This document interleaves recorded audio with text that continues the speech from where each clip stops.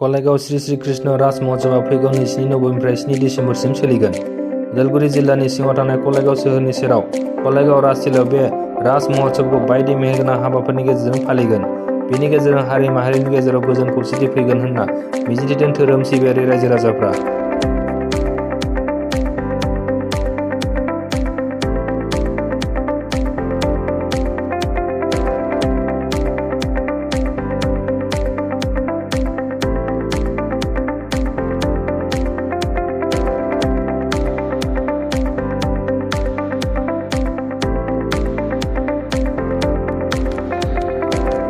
কলাইগাঁৱত শ্ৰী শ্ৰী ৰাস মহোৎসৱৰ উপলক্ষে আমি অহা 27 নৱেম্বৰৰ পৰা 7 ডিচেম্বৰলৈ 11 দিনীয়া আমি বৰ্ণাঢ্য কাৰ্যসূচীৰে এইবেলি আমি ৰাস মহোৎসৱটি উদযাপন কৰিবৰ কাৰণে ওলাইছোঁ।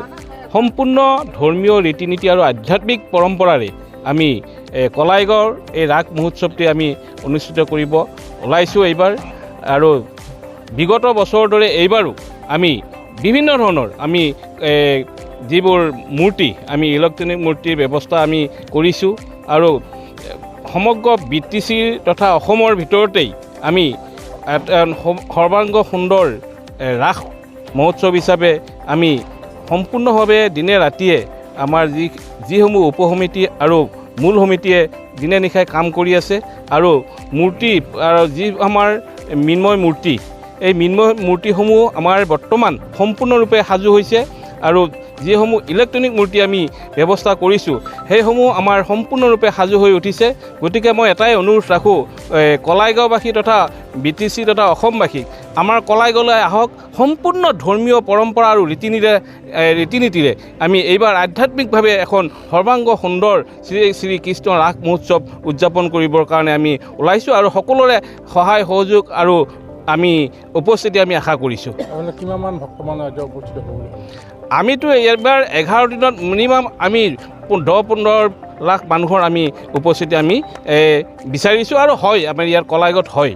প্ৰতি আমাৰ বিভিন্ন অঞ্চলৰ পৰা আমাৰ গাড়ীসমূহ ৰিজাৰ্ভ কৰি আমাৰ যিসমূহ দৰ্শনাৰ্থী আমাৰ শ্ৰীকৃষ্ণ ৰাস মহোৎসৱৰ যিটো আমাৰ ধৰ্মীয় পৰম্পৰা আৰু আধ্যাত্মিক যিটো পৰম্পৰাৰ লগত সংগতি ৰাখি আমি প্ৰতিটো জাতি জনগোষ্ঠীৰ কৃষ্টি সংস্কৃতিৰ বিভিন্ন ধৰণৰ আমি ইয়াতে আমি আমাৰ আৰু লগতে আমাৰ সাংস্কৃতিক সন্ধিয়াৰো ব্যৱস্থা কৰা হৈছে।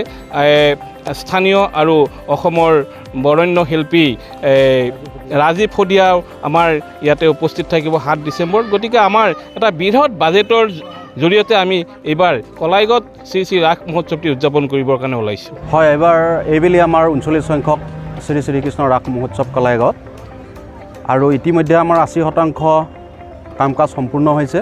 আৰু আপোনালোকে জানি সুখী হ'ব যে আমাৰ এইবাৰ বৃহৎ বাজেটৰ এখন ৰাস আৰু বিগত বৰ্ষবোৰতকৈ এইবাৰ আমাৰ নতুন কিছুমান আমাৰ কাৰ্যসূচীত নতুন কাৰ্যসূচী ৰখা হৈছে। আৰু জিলাখনৰ ভিতৰতে এখন উল্লেখনীয় ৰাস এইটো কাৰণেই যিহেতু আমাৰ প্ৰতিবেশী ৰাষ্ট্ৰ ভূটান বা অৰুণাচল আমাৰ ৰাজ্য আছে, তাৰ পৰাও আমাৰ ইয়াত ভক্তবান ৰাইজে ৰাস উপভোগ কৰিবলৈ আহে। আৰু 11 দিনীয়া ৰাসত প্ৰতিটো দিনতে বৰ্ণাঢ্য কাৰ্যসূচী ৰখা হৈছে। আৰু অন্তিম দিনৰ সাংস্কৃতিক সন্ধিয়াত অসমৰ এগৰাকী জনপ্ৰিয় কণ্ঠশিল্পী তেখেতক গীত আমন্ত্ৰণ ৰাজীৱ শদিয়াক আমাৰ সাংস্কৃতিক সন্ধিয়াৰ গীতৰ শৰাই আগবঢ়াবৰ কাৰণে নিমন্ত্ৰণ জনোৱা হৈছে। তাৰ উপৰিও যিহেতু এই অঞ্চল BTRৰ প্ৰধান প্ৰমোদ বড়ো ডাঙৰীয়াও আমাৰ মুকলি সভাত উপস্থিত থাকিব। আৰু অহাকালিৰ পৰা আমাৰ ভক্তপ্ৰাণ ৰাইজৰ কাৰণে আনুষ্ঠানিকভাৱে শ্ৰী শ্ৰীকৃষ্ণ ৰাস মহোৎসৱস্থলী উন্মোচন হ'ব। সেয়ে মই আপোনালোকৰ এই চেনেলৰ জৰিয়তে সমগ্ৰ কলাইগাঁওবাসী ৰাইজৰ লগতে জিলাবাসীক আমাৰ এই শ্ৰী শ্ৰীকৃষ্ণ ৰাস মহোৎসৱ উপভোগ কৰিবৰ কাৰণে অনুৰোধ জনাইছোঁ।